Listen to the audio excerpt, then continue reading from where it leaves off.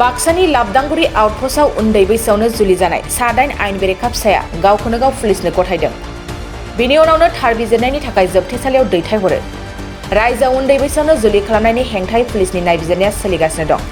गिबि मन्थ्रिनि उन्दै बैसोआवनो जुलि खालामनायनि हेंथायै बिथोन होनायनि उनावनो रायजोआव दावराव-दावसि थासारि सोमजिदों।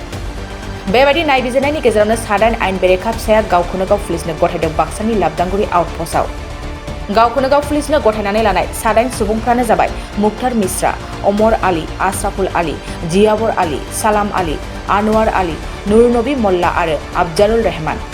बिसोर गासैबो उन्दै बैसोआवनो जुलि खालामदोंमोन। पुलिसनि खावलायनायनि उनावनो बे सा-8 सुबुंफ्रा आउटपस्ट पुलिसनिसिम फैनानै गावखौनो गाव पुलिसनो गथायफैदों।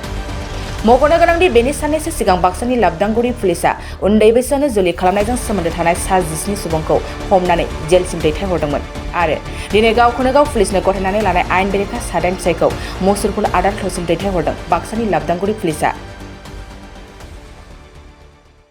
নমস্কার, আমার যিটো লাবদাংগুৰি আৰক্ষী চকীয়ে এই যোৱা কিছুদিন আগতে বাল্য বিবাহ সম্পৰ্কত মানে থানাত 17 জন ইতিমধ্যে নলবাৰী থানাত জেল হাজতত পঠাইছে আৰু আজি প্ৰায় লাবদাংগুৰি আৰু বাৰাপেটাৰ পৰা 8 জন বিবাহিত স্বামীৰ মানে স্বামী আহি আত্মসমৰ্পণ কৰিছে।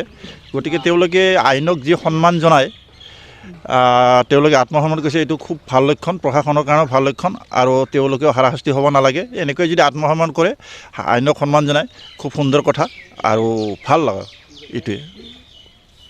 প্ৰথম অৱস্থাত লাবদাংগুৰি আৰক্ষীয়ে 17 জন কৰি মানে বাল্য বিবাহ হোৱা আসামীক আত্মসমৰ্পণ কৰিছে, আত্মসমৰ্পণ নহয়, তেওঁলোকক ধৰি আনিছে আৰু